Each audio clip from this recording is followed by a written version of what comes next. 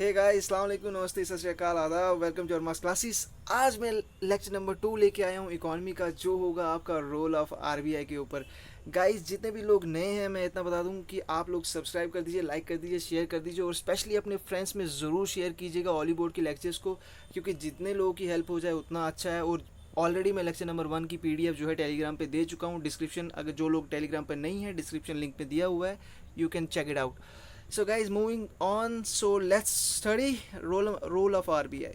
देखिए guys, role of RBI जब हम पढ़ेंगे तो रोल ऑफ आरबीआई की जब हम बात करते हैं तो रोल ऑफ आरबीआई में एक बात याद रखिएगा। सबसे पहले तो रोल ऑफ आरबीआई जब हम पढ़ते हैं तो the Reserve Bank of India is the central institution of the country. ठीक है, आरबीआई गाइस, देखिए किसी भी कंट्री का सेंट्रल बैंक होता है, इतना तो आपको पता ही होगा। ठीक है, which handles the monetary policy of the India.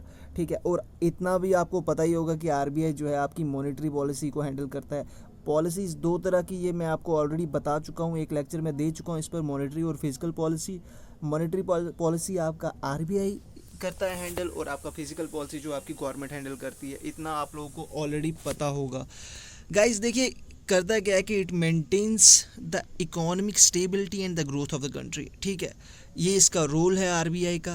देखिए गाइस, आरबीआई की जब हम बात करते हैं तो हमें हमेशा यहाँ पर ऑब्जेक्टिव पॉइंट ऑफ व्यू से पढ़ना है। तो देखिए गाइस, सबसे पहले तो इसकी इस्टेब्लिशमेंट कब हुई थी? इसकी इस्टेब्लिशमेंट हुई है 1 अप्रैल 1935 को।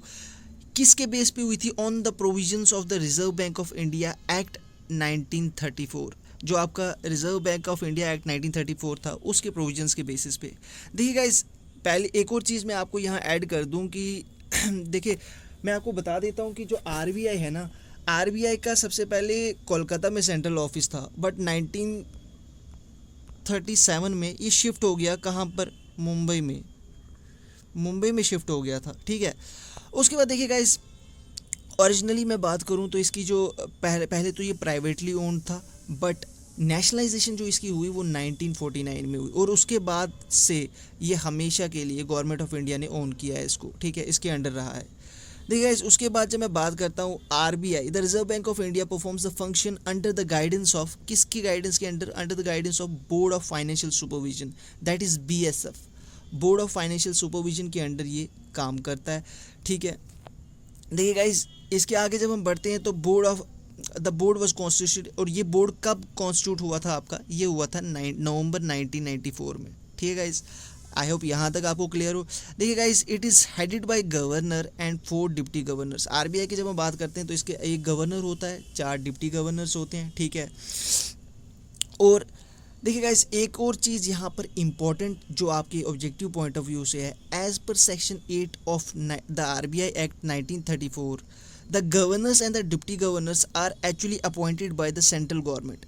आपकी जो गवर्नर और डिप्टी गवर्नमेंट है वो किनको कौन अपॉइंट करता है? सेंट्रल गवर्नमेंट आपकी अपॉइंट करती है। ठीक है गाइस, देखिए गाइस, आरबीआई इसके आगे जो हम पढ़ने जा रहे हैं इम्पोर्टेंट है, क्योंकि देखिए आरबीआई जो है ना, आरबीआई आपका एक चीज़ करता है, इशू करता है करेंसी को। इतना तो आपको पता होगा या आपने सुना होगा। ठीक है, जो आरबीआई इशू करता है ना करेंसी, वो किसके बेस पे करता है? आप वो किस बेसिस के ऊपर करता है? वो आपका जो होता है वो होता है, एक तो गोल्ड, दूसरा फॉरेन एक्सचेंज। इन दो बेसिस के ऊपर आरबीआई जो है अपना करेंसी जो है इशू कर सकता है। For the issues of the currency, RBI follows minimum reserve system at present. अब मिनिमम रिजर्व सिस्टम क्या है जो ये फॉलो करता है अपनी करेंसी को इशू करने के लिए? ये सिस्टम है क्या आखिर? और ये कब से फॉलो करता आ रहा है? 1956 से ये सिस्टम फॉलो करता आ रहा है। अब ये है क्या? देखिए गाइस, कहा यह जाता है कि इस सिस्टम के अंडर आपके पास 200 करोड़ रुपए होने चाहिए। ठीक है, जो जिसमें से मैं आपको बता दूं, हालांकि यहाँ पर पहले बताया गया कि गोल्ड कॉइन्स, गोल्ड और फॉरेन करेंसीज़ के बारे में, बट मैं आपको शॉर्ट में मतलब बता देता हूँ कि इन 200 करोड़ में से 115 जो है ना आपका, it should be in the form of gold coins. ठीक है, और बाकी 85 करोड़ जो है ना वो आपकी करेंसी मतलब पैसों के हिसाब से होना चाहिए। ठीक है, आई होप यहाँ तक आपको क्लियर हो, इतना आपको क्लियर हो अभी तक।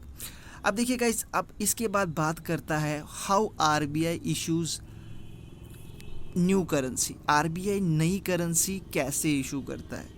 देखिए गाइस, जब आरबीआई की नई करेंसी की हम बात करते हैं तो आरबीआई देखिए जितना ज़्यादा for every year RBI makes money supply expansion target, एक टारगेट बनाता है, ठीक है, on the expected economic growth. जितनी आपकी ग्रोथ होगी ना, सपोज कीजिए हायर द इकोनॉमिक ग्रोथ, ठीक है, the higher will be the expansion of the newly issued money.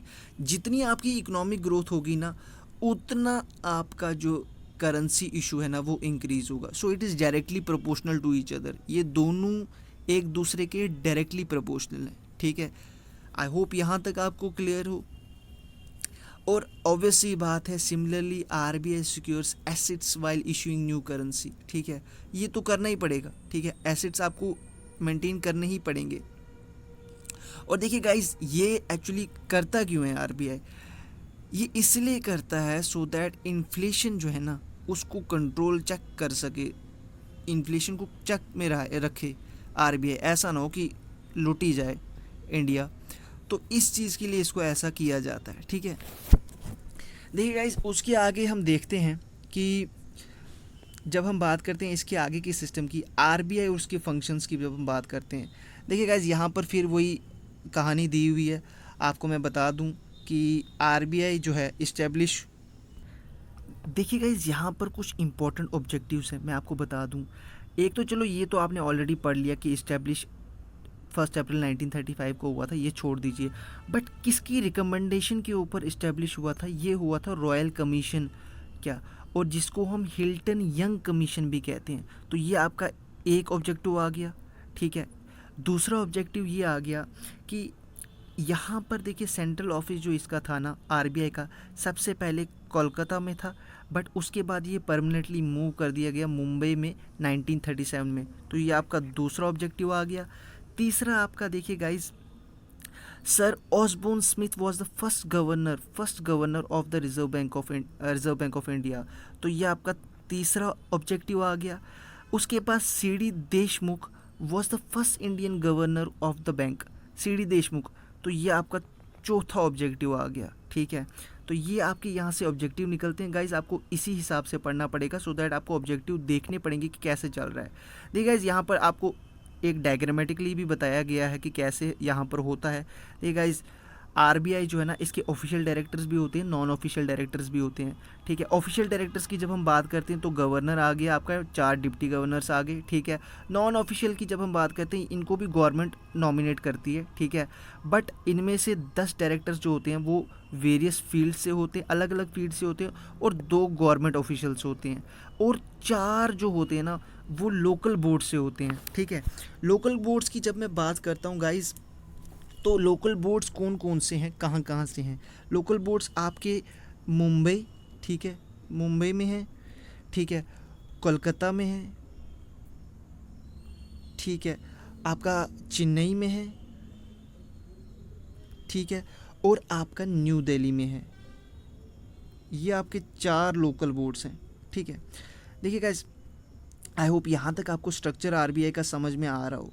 और ये सारे के सारे बोर्ड्स हैं ना, ये ही काम करते हैं। जो बोर्ड ऑफ डायरेक्टर्स होते हैं ना इनका जो टेन्योर होता है वो कितने साल तक अपॉइंट होते हैं, 4 साल तक, ठीक है, 4 साल तक ही अपॉइंट होते हैं। सो आई होप यहाँ तक आपको समझ में आ रहा हो। और हर बोर्ड के 5 मेंबर्स होते हैं, ठीक है guys. So this was about this, ठीक है।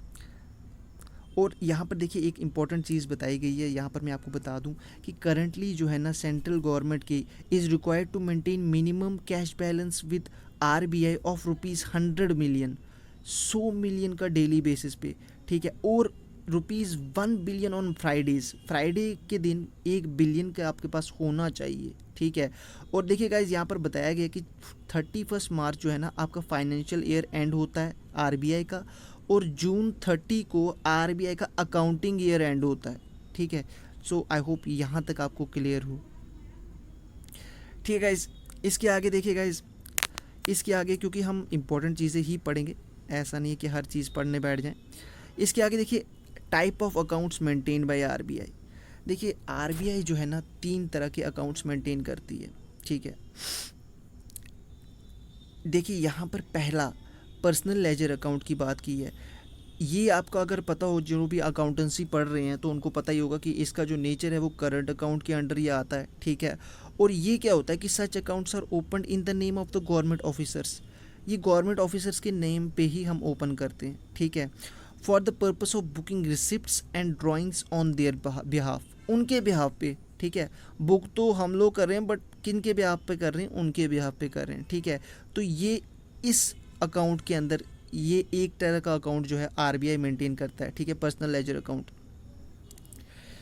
ठीक है।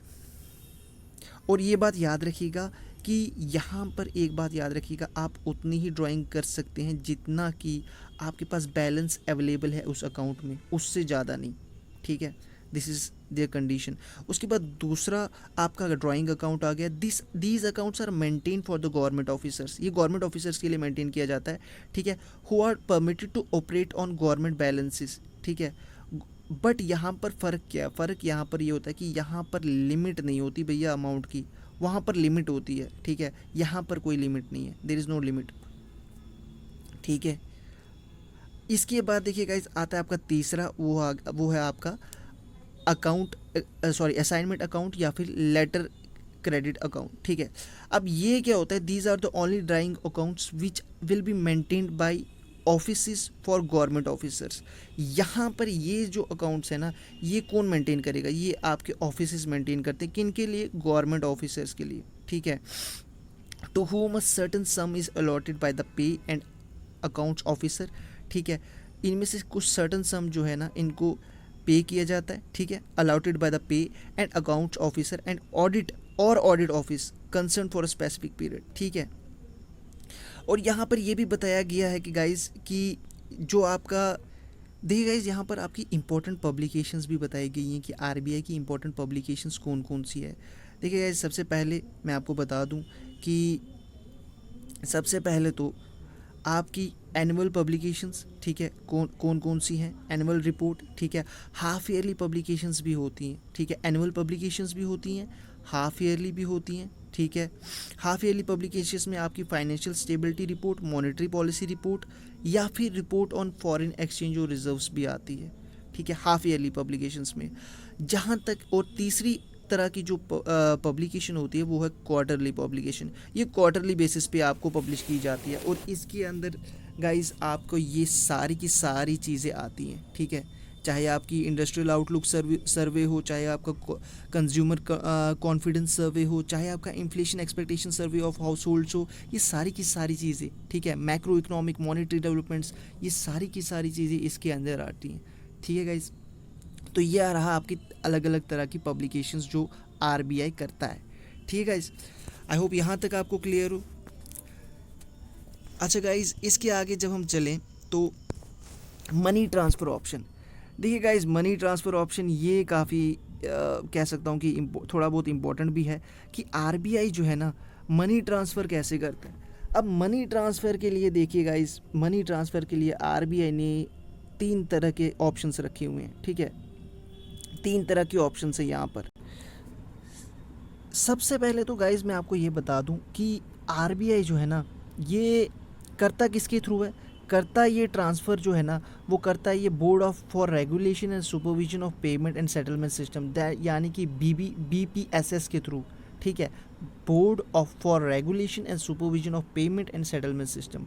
देखिए गाइज, मैं आपको एक चीज़ बता देता हूँ कि आरबीआई जो है ना इसके 3 मेन मनी ट्रांसफ़र ऑप्शंस हैं, ठीक है। एक आके आपका आरटीजीएस, दूसरा एनईएफटी, तीसरा IMPS. RTGS mean real time gross settlement, NEFT NEFT means national electronic fund transfer and IMPS means immediate payment service, ठीक है गाइस। आई होप यहाँ तक आपको क्लियर हो। इसको हम डिटेल में पढ़ेंगे। देखिए गाइस, नेफ्ट जो है ना, नेफ्ट क्या है, नेफ्ट की जब हम बात करते हैं it's an national electronic funds transfer, ठीक है। ये इस 2005 में शुरू हुआ था, आरबीआई ने इसको डेवलप किया।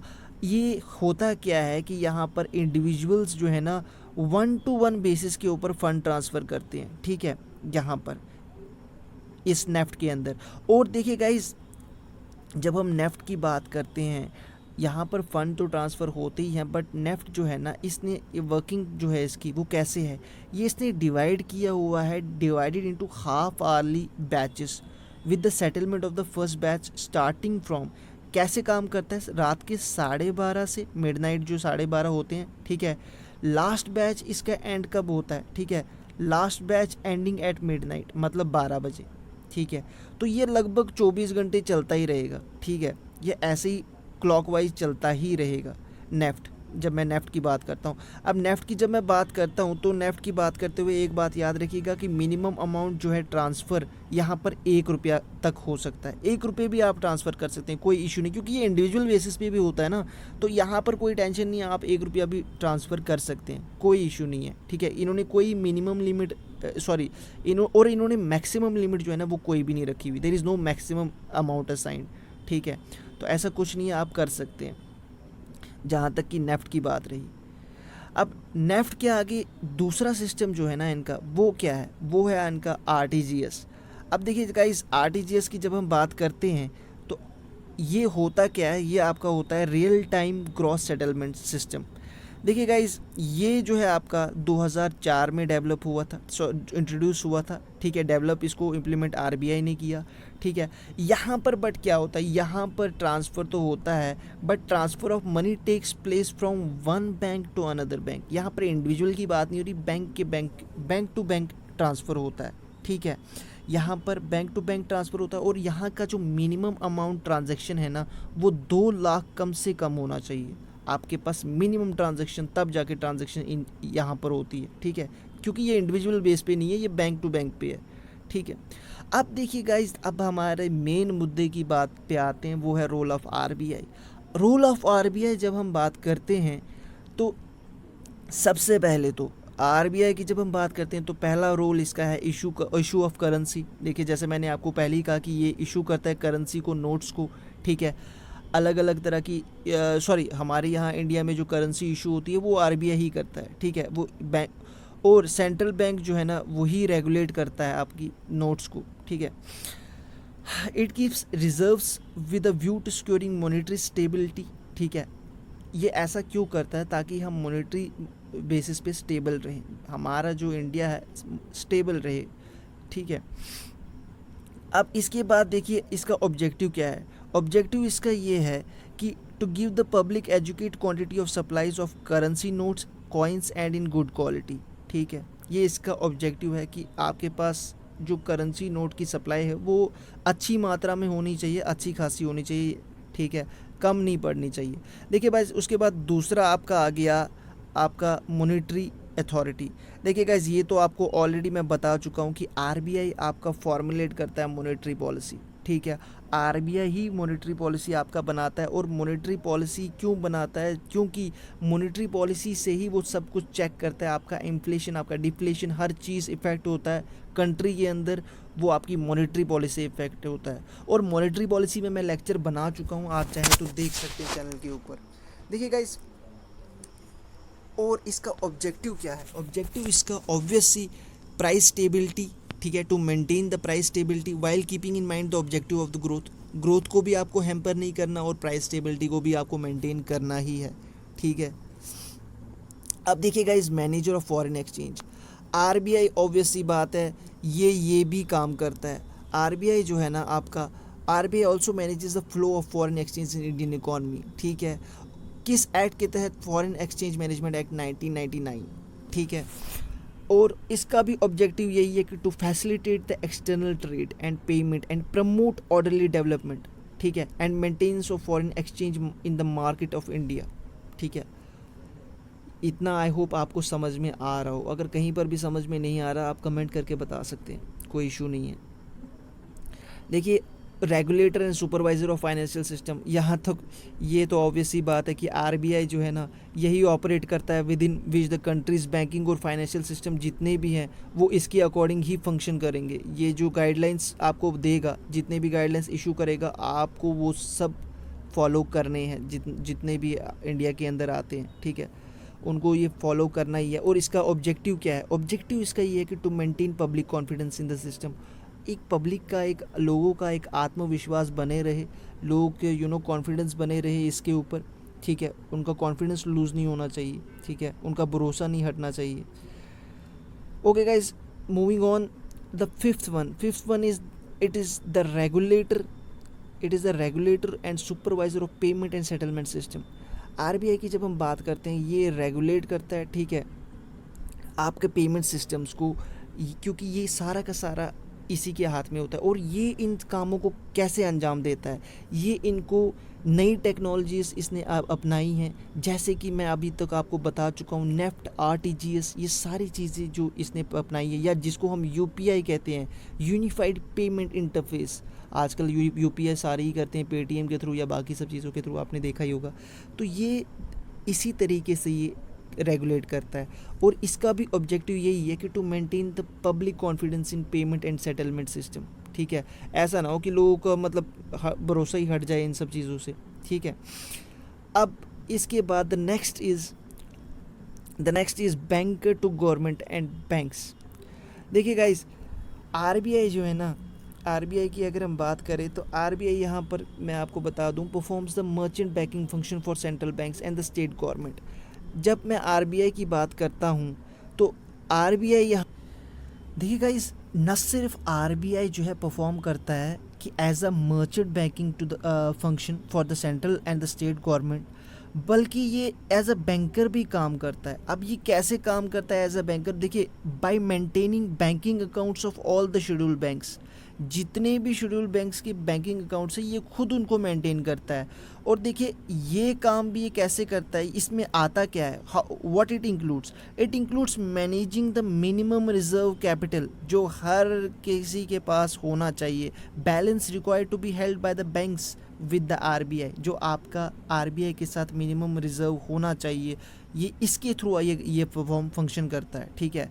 सो गाइस, आई होप आपको आज का लेक्चर अच्छा लगा हो। यहाँ तक मैं इसका पार्ट 1 लाया हूँ, इसका पार्ट 2 शायद मैं आगे जाके लाऊं, डोंट वरी, बट आज के लिए इतना काफ़ी रहेगा। So thanks a lot and do watch and do subscribe.